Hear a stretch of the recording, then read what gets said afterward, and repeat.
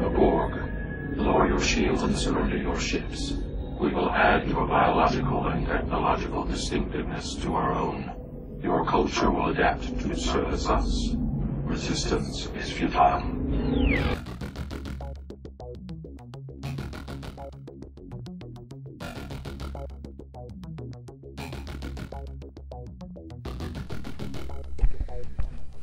The term cyborg conjures up images from popular science fiction.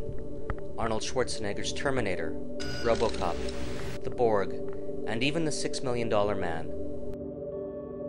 But our science fiction is rapidly becoming science fact, and we are more like the movie Cyborgs than we realize. Our growing fascination and dependence upon technology is blurring the edge between fiction and reality. Cybernetics was originally defined in 1948 by Norbert Wiener to describe feedback systems of stimulus and response. Basically, cybernetics refers to the cycle of receiving new information and adapting behavior to compensate for changes in environmental conditions. A system receives data and the information is processed. Based on this new data, a decision will be made how to act or react. This action may influence current conditions, resulting in new data which may be further received and processed. We sometimes refer to cybernetics as a closed loop of feedback and response. Data, decision, action, response. Cybernetics, then, is not limited to mechanical or mathematical systems, but has also been linked to psychology, biology, and has influence on a larger scale. To a certain extent, ecosystems, populations, or even any large organized community can be considered cybernetic. In 1960, Manfred Clynes coined a new term, cyborg. A cyborg basically is a redesign of the human organism to allow it to function better in the environment that organism chooses.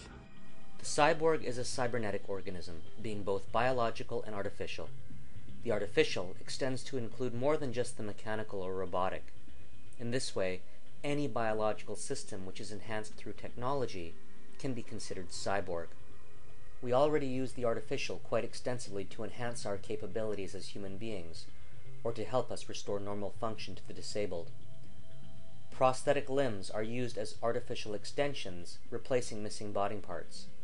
However, prosthetics may also be internal, and short-term usage of artificial organs can help patients survive while awaiting for organ transplants.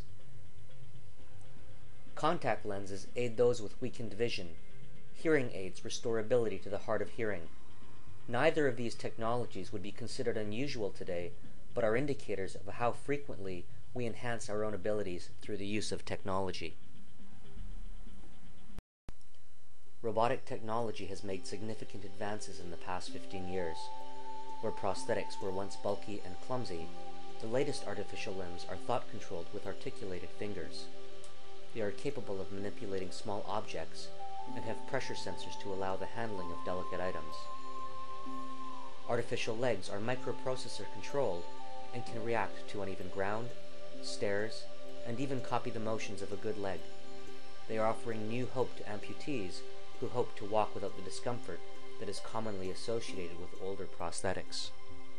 Retinal and cochlear implants are restoring sight to the blind and hearing to the deaf. Yet despite these major advances and improvements in technology, the cyborgization of the masses has already begun. Communications technology has changed the way that we interact with each other. Cell phones and their associated applications are proving to be the driving forces behind the cyborgization of the 21st century individual. Bluetooth headsets for our phones have shrunk down to the size of earbuds, and scientists are already experimenting with microcircuitry-enabled contact lenses. Our phones are starting to keep track of information for us, able to tell us our location, help us to navigate to destinations, and with the advent of Web 3.0, they're deciding what information is most relevant for us. This data processing and decision-making is creating new opportunities and possibilities, and is leading us into a new age of interdependence with technology. The technology is all there, and is just waiting for us to put the pieces together in the correct sequence. We may wonder what the cyborg of tomorrow looks like, but most of us are already the cyborgs of today.